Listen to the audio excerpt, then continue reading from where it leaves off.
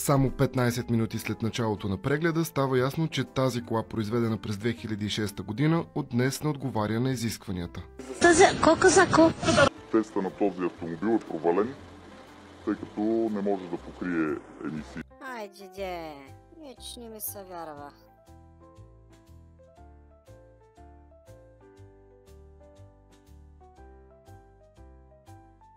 Сега собственикът ще има 14 дни, през които да отстрани проблема и да се върне за нов преглед.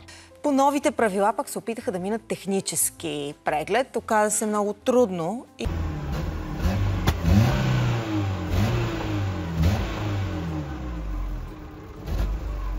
Чак пък трудно, айде. Аз мисля, че може и за по-бързо да се захващаме за работа.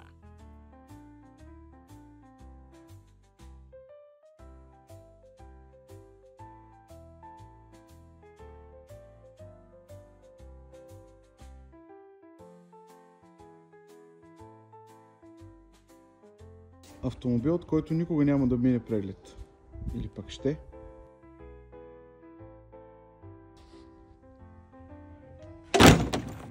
Добре дошли в България, страната, където всичко е възможно, ако имаш правилната нагласа.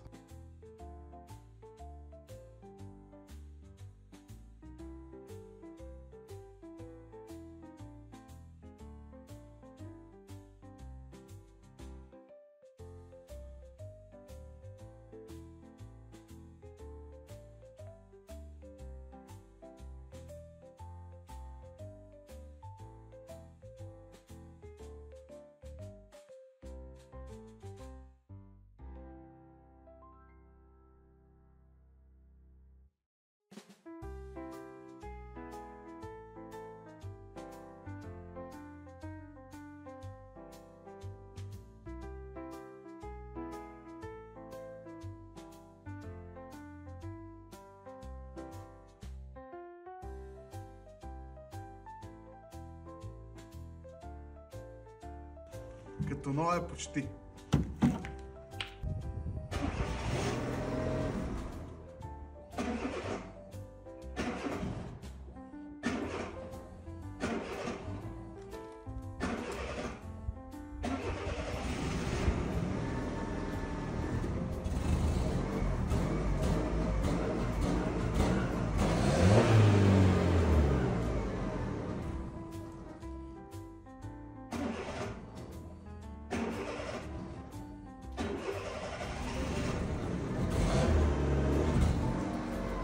Че, тази кола никога няма да мине преглед така, като я гледам.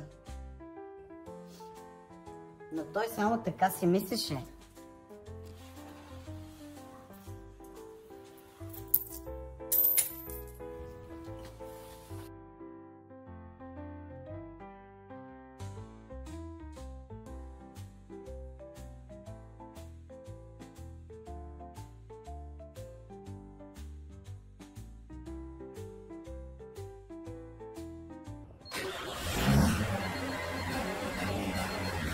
Айде, готов си.